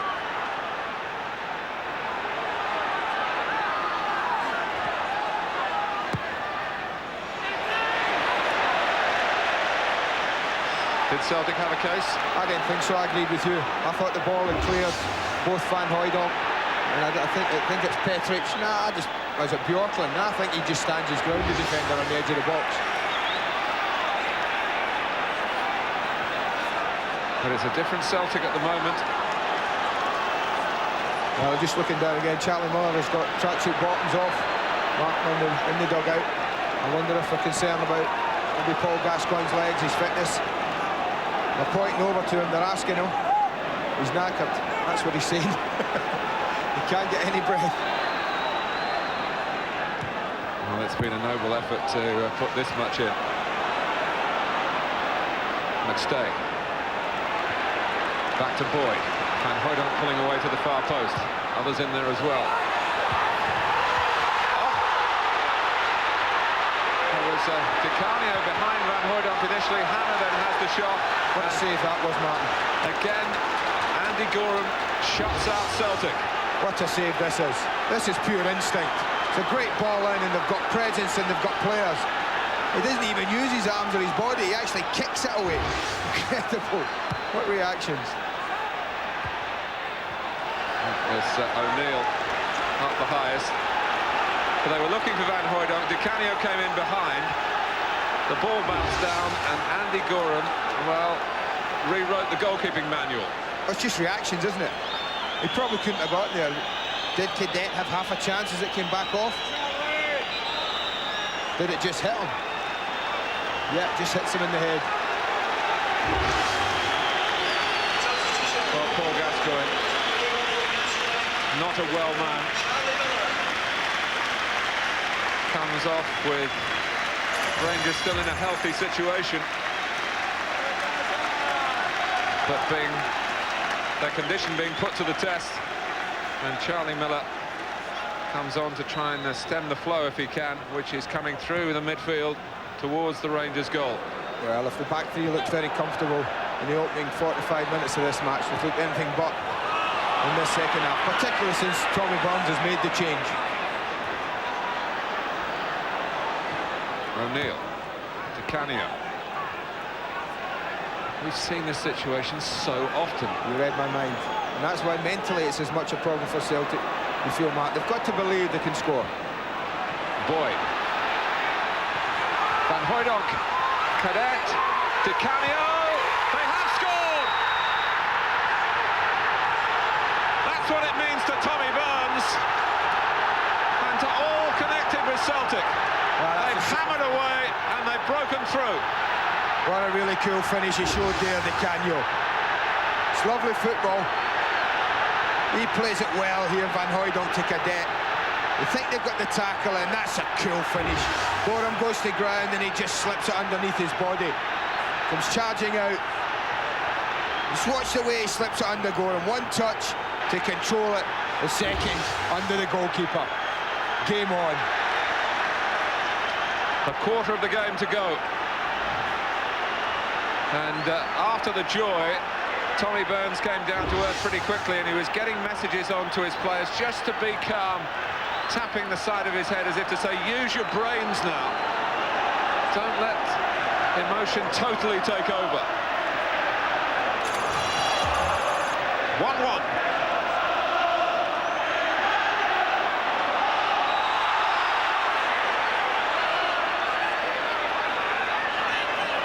Well, that's a painful welcome to the action O'Donnell inflicted on Charlie Miller. You would have thought that, all right. Trouble is, Rangers have been defending for so long. Celtic are certainly on the up. It's difficult to turn that around.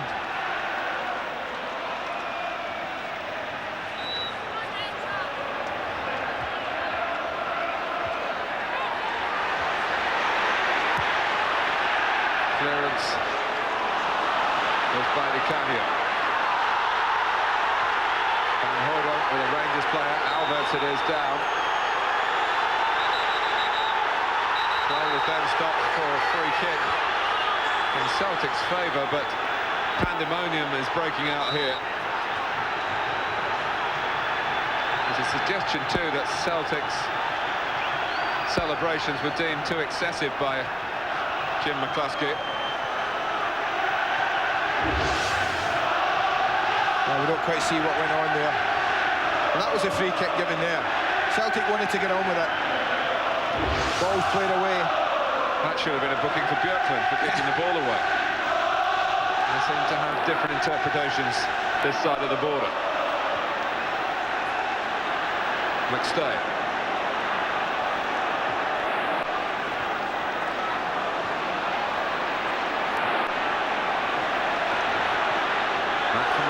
So they've got the better of Andy Gorham in an old firm clash, and it's the first goal, of course, that Celtic have scored against Rangers this season. No wonder they're thrilled about it, and they're looking for more. The flag's gone up as the ball spirals forward for offside against Paolo Di Canio, who could have been the player singled out by Jim McCluskey for celebrating too excessively. He went right into the crowd.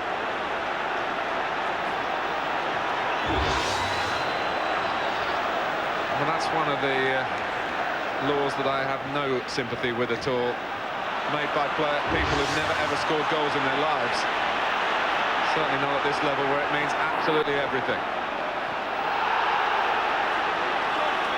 Here comes Petric. And McCoist is, in the context of this game, miles offside. Well, if Charlie Miller could have just held it, Martin, taken a touch. Alberts had made a great run on the outside. You watch Alberts come at the top of the screen. There he goes. If Miller had gotten a hold of the ball, well, he was there to be fed in.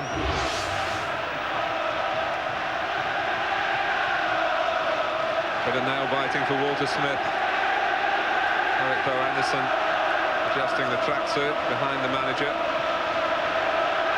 One or two tired legs out there, Martin, in blue jerseys. Well, there are all sorts of factors for that. The hectic holiday programme, even taking into account the bad weather that saw a Rangers game postponed on Saturday.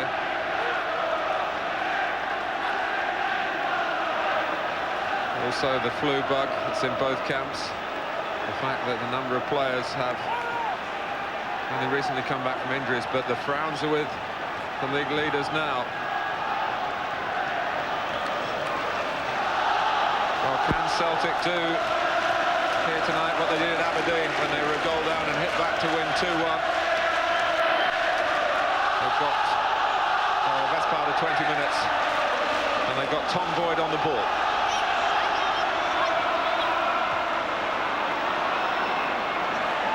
Miller.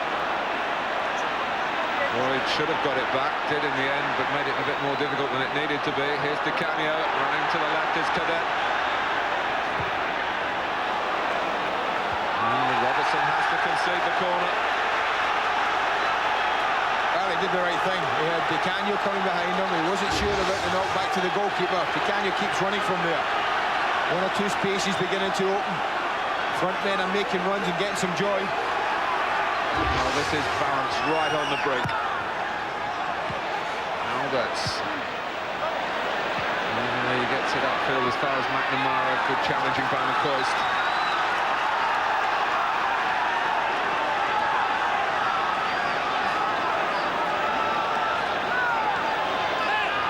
Barnes all of a tingle, and Celtic certainly have the initiative. Can they seize the points as well?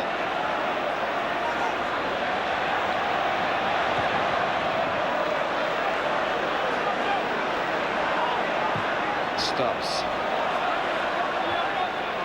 Oh, the sheer presence of Van Hooijdonk is giving Celtic something different to aim at. He's already had one tremendous header. He's doing well, Martin, because he's pulling on Bjorklund and Davy Robertson, not the biggest. Di Canio. McStay. Rangers try and close him down in the shape of Ferguson. Di Canio's crossed the ball, looping up. Robertson can't do anything more than help it on its way behind. A succession of crosses and corners into that Rangers penalty area.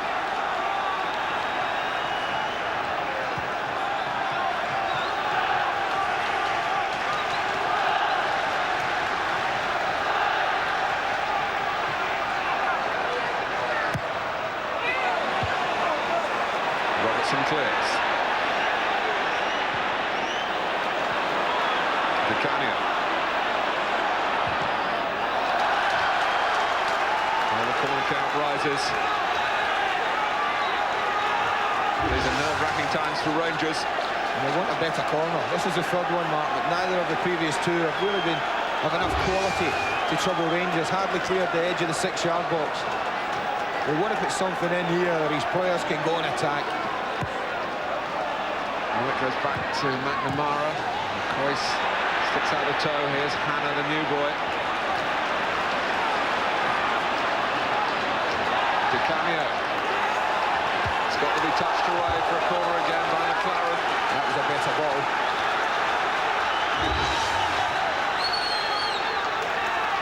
There's the front. Yeah, it's a much better ball. Gives McLaren a problem.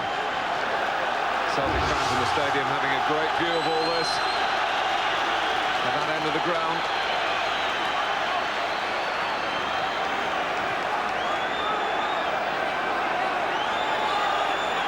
All sorts of pushing and shoving going on around the penalty spot. Let's stay. Back to the corner taker, DiCamio. Oh, where's that going to drop? Under Gorhamsbury, opts to fist it down. Obviously felt he couldn't get it up and over for another corner. That stops.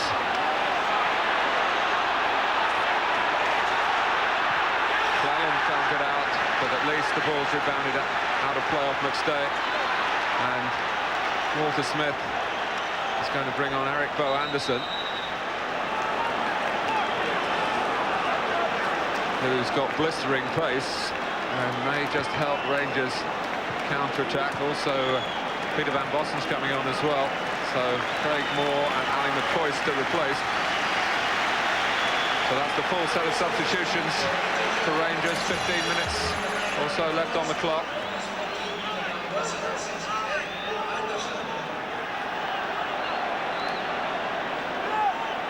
Well, those two were very threatening in the latter stages of the last game as counter-attackers, the Dutchman and the Dane. They need to get some way they can get a breather, the back lot of Rangers, Mark, because they've just been under enormous pressure for the last 15-20 minutes. The only way you can really relieve that is by getting people up, get hold of it, and that's what probably is in Walter Smith's thinking. Well, that's one way to relieve a bit of pressure, get a free kick, take a bit of time over it. It's been so quiet around Stuart Kerr for the best part of 20 minutes or so now. It's all been Celtic. It's produced the equaliser.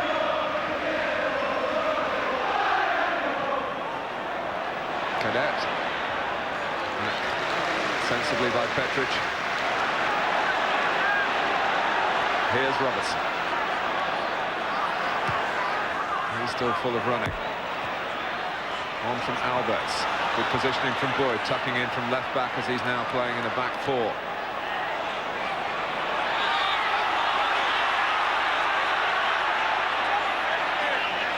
Ian Ferguson made a decisive move to get that ball that was in the air a long time, with others standing still around it. And the Rangers fans very anxious.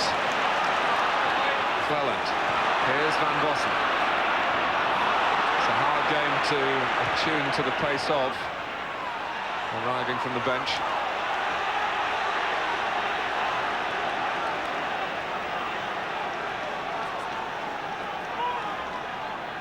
Well, once again, it's Celtic who have dominated the action areas. I'm sure they're ahead in possession, I've no doubts of that. But the difference tonight is that they've got something from their possession. Yeah. And they want more.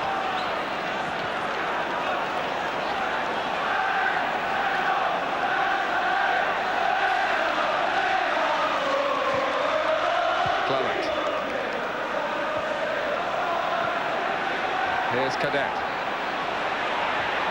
Van Hooijdonk. Robertson forming the outlet for Rangers, and he was pursued all the way by the long stride of Van Hooijdonk and forced Robertson to knock it out of play.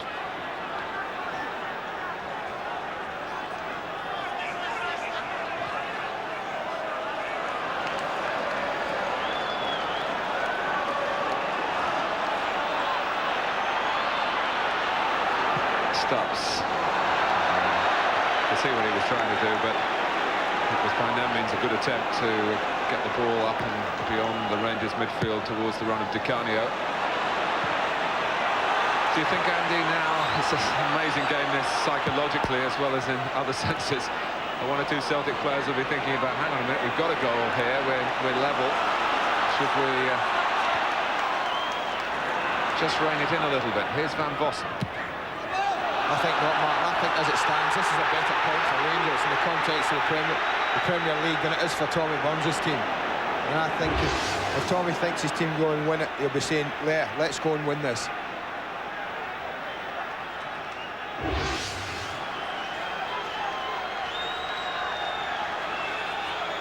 Well, they've not beaten Rangers since May of '95 in a game that's always described as meaningless because Rangers were already champions. There's plenty of meaning here tonight. They trying to provide plenty of muscle in there as well against Van Vossen. McLaren charged down by Cadet, Van Hooijdonk, and Björklund interposing himself. It was a right old tangle in the end, and Van Hooijdonk couldn't free himself of the attentions of Joachim Björklund and stride on to give Celtic what they were craving for. It was Björklund's speed, Mark, that was so important. Hooijdonk had about a yard start on him. Björklund got back in, got his body between Van Hooijdonk and the ball. And I think Van Vossen was happy about that because he played a nightmare ball to Alan McLaren. Miller.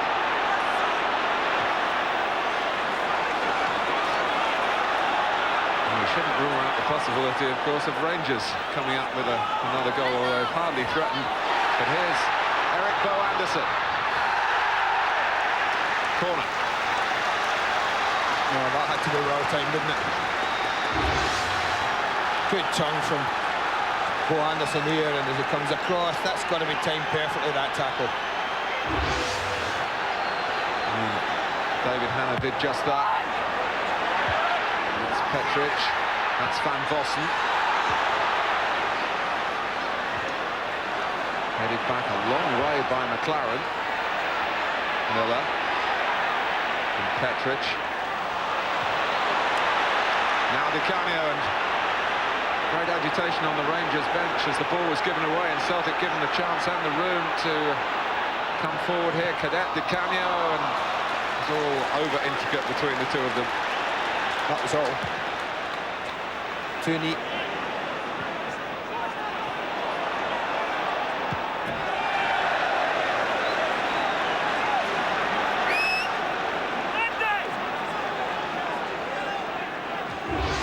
Van Hooijdonk was fancying some glory. There's a misplaced pass by Van Vossen. It really put McLaren into his problem, but look at the way Björklund got back. It was a tussle, it was a good battle between the two. And then difficult to pick the free kick out of that point. Björklund did his job. He did it very well indeed. Well, this is an interesting change. Alan Stubbs comes off. And Andres Tom, who's been suffering with a back problem recently. Not fit enough in terms of recent match practice to start the game.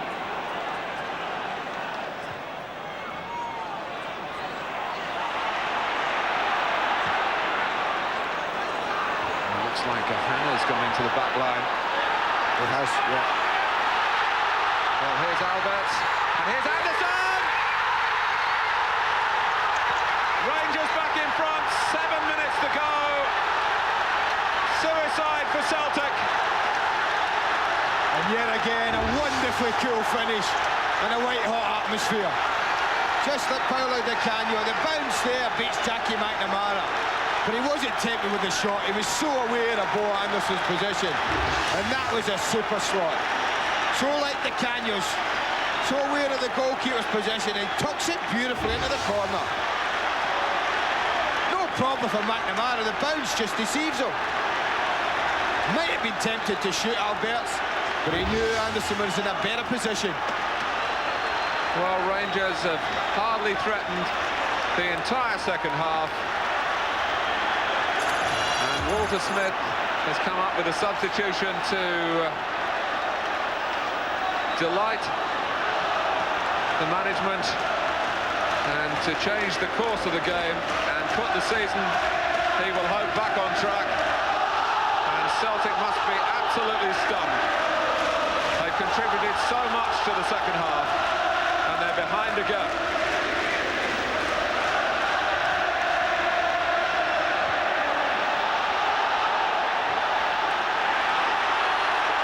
And here is the man who's made it happen, Eric Bo Anderson.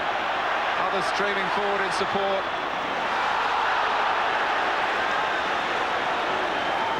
I don't think Walter Smith would be too happy, but the others streaming forward, Mark. They have 3v3 at the back.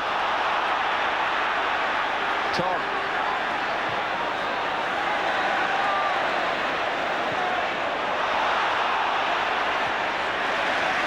Rangers determined not to be caught in possession there.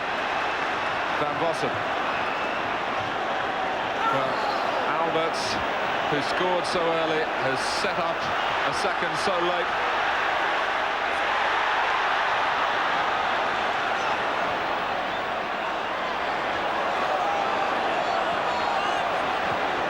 Rangers, you have to hand it to them. They haven't had a second half to remember in any other sense, except that they're back in front. And the 3v3 at the back again, Martin. That seems crazy to me. Tom to the feet of Di Canio. That's beyond any chance of Van Hooijdonk of reaching it. Well, is this the moment that's wrapped it up for Rangers? I mean, it's a nothing free kick, and they deal with it quite well here. The fatal mistake was McNamara allowing it bounce. But from there, that's a lovely finish from the side. Lovely finish. We talk about managers earning their money, Martin. Both have contributed with decisions they've had to make to this second half. Tommy Burns' decision to bring on Van Hooijdonk and change the shape of his team, got his side back into the game. And then Walter Smith's just as crucial decision to bring on two fresh sets of legs. Oh, it's O'Donnell. Can he got past one who was the slipping and slithering McLaren. But there was help for Rangers behind him. Out comes Gorham to fist away the corner.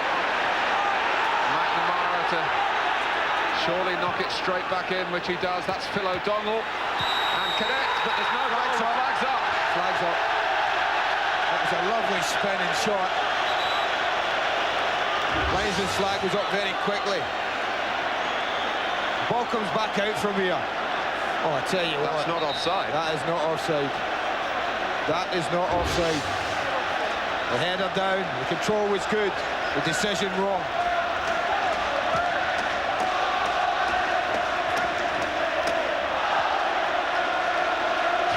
To go. And Celtic, when they see that replay, will be livid. Crucial moment was when O'Donnell made contact with the header, and at that moment Cadet was level. Cadet was in a legitimate position, but it's no goal.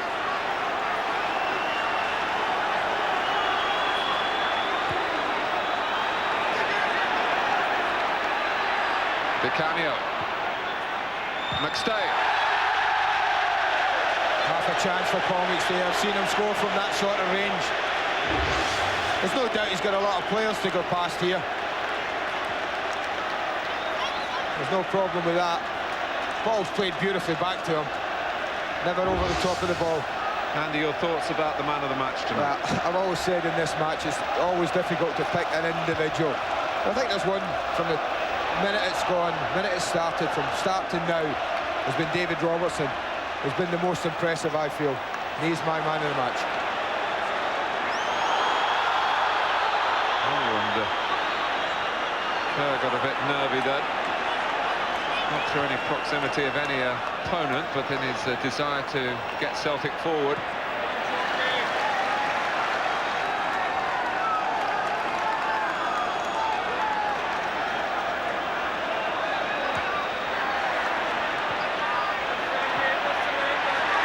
Break on here.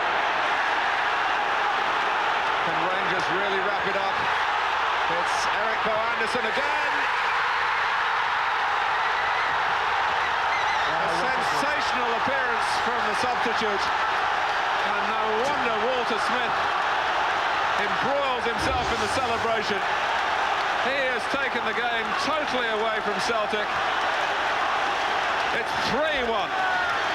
Well, I have to say, Mark, Alberts is certainly playing his part in this game, isn't he? A great free kick. And what a finish here as well. Lovely ball through. Keeper comes out, a cool head's needed. He watches him come across. Look at him, looking at the keeper. He knows if he gets it past him, he must score. And that's game, set and match. But is this over the piece the real story of the current scene in Scotland? Celtic are good enough to get close, but when they do, Rangers raise their game. And they're only seconds away from 3 wins out of 3 in the Old Firm clashes this season.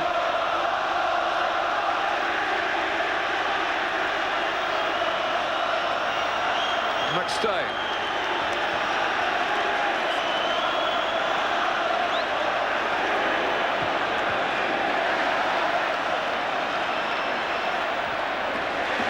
Here's Cleland.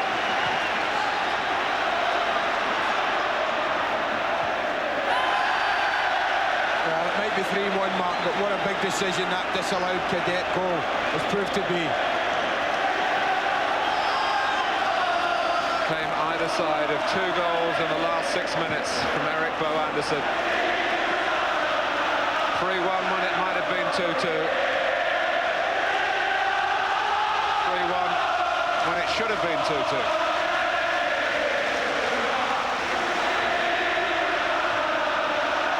Free kick to Celtic, but it's academic now.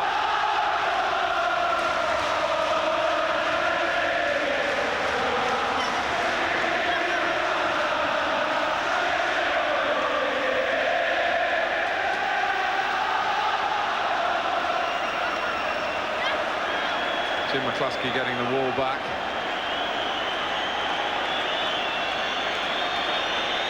Well, tonight's thrill started with a superb Rangers free kick. Van Hooijdonk. Oh! Coming up with a splendid effort of his own, and flying through the air again was the man in white. Well, it's a lovely free kick. Pace and bend. And yet again, when Gorham's required, Gorham's there. Well, Rangers have done it again. Very hard work. But they came good when it mattered. Eric Bow Anderson, their hero tonight. 2 goals from the substitute. An almost embarrassed smile there as his teammates converge on him. But Jörg Albert started it so encouragingly for the league leaders, and he was involved in so much. 1-0 with that fantastic free kick. But it was Celtic for long periods in the second half, and they did what they hadn't done against Rangers in the 2 other Old Firm games this season. They scored, Paolo Di Canio, but then the bounce went away from Jackie McNamara, the ball went away from him. Albert's teed up Eric Bow Anderson, 2-1. And after Cadet's goal was controversially disallowed, that would have made it 2-2, it was Anderson again. And Rangers wreathed in smiles.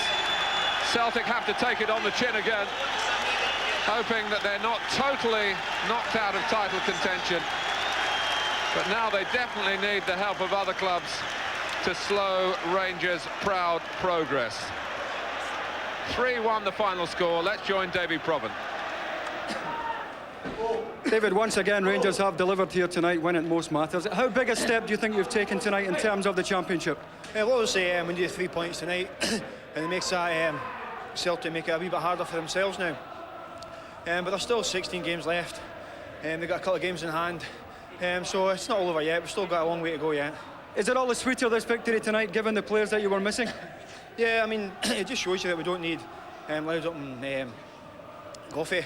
Everyone says it's a 2-man team, but we battled away tonight and got the awards, and hopefully they're watching at home in their sick bed. Eric, can you describe how you're feeling right now? Because it was your substitution that turned this match on its head, and you haven't been without your critics since you came to Rangers. Right now I'm in heaven, so I'm very delighted to make sure we got the victory today. There's been so much talk about you leaving the club, talk about you going to Portugal and Sporting Lisbon. Do you see yourself being a Rangers player next season? I'm going nowhere, and that had been all the time. There's been a lot of rumours because I've been out for a long time with injuries and so on, but there's nothing to it, so I'm still a Rangers player. David, how much of this win tonight is down to the spirit of that dressing room? Well, since I've come here 5 years ago, it's 6 years ago now, we've also had a great determination. When the tough games come, we always seem to come through, and tonight was no different. Now, your contract's up at the end of the season, of course. Are the Rangers supporters going to see you back here next season? We'll have to, I hope so, yeah, but there's a long way to go in the football stakes. But I'll just take one game at a time, and I'm enjoying it just now, so. OK, well, you can start enjoying the new year because you're the man of the match. Eric, will you present the champagne? Congratulations, lads, well done. Well, Eric Bow Anderson is in heaven. How does that young man feel in hell right now? I would think beaten again, Celtic, here at Ibrox today.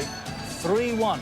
We'll get the thoughts of Charlie Nicholas and Gordon Smith when we come back on a storming New Year's Day derby. Got a feel for them, haven't you? Poor young lad. And it won't go away. It'll still be 3-1 in the morning as well. And probably the day after that. Celtic beaten in the New Year derby by 3-1. Very sterile affair first half, you'd have to say that.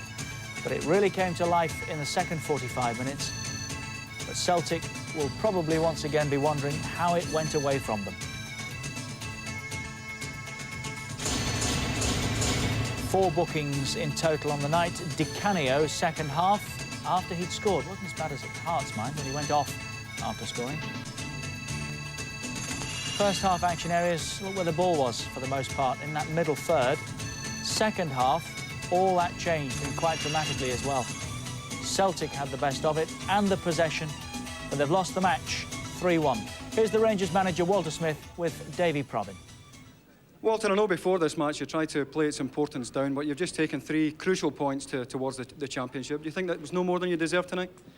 Well, it was a very difficult match. I felt the first half was even. I didn't think either attacks really bothered the opposition defence in any way. Just a terrific free kick from George Alberts to separate the teams. Second half, Celtic had much the better of it. To be fair to my own boys, we've got quite a few of them. We had more than half a dozen of them there struggling from the effects of flu, and we've lost a few. So I expected them to tire, and Celtic put us under a fair bit of pressure in the second half, and on pressure, possibly a little bit difficult on them in terms of the result, but delighted to have won it all the same. Whose decision was it to play Paul Gascoigne and Andy Gorham? Was it up to the players themselves tonight? Well, Andy Gorham has struggled for a few days, but not as bad as Paul Gascoigne. And Paul's just in the early stages of the flu, so he felt he could play all right. It was difficult for him, but we also have Craig Moore, the same situation, Eric Anderson and Peter van Vossen. So it was a struggle for the whole lot of them, and it was a tough selection for us this evening. Just how pleased were you for Eric Bow Anderson, because he has been heavily criticised since he came here? Well, I think that happens to any club. I think people have got to be fair to him.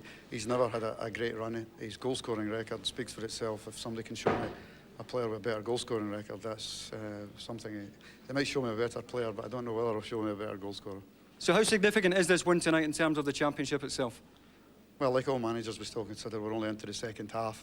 The consistency that both Rangers and Celtic have shown over the last couple of seasons there would indicate that it's a big result for us. That's us taking 9 points from them.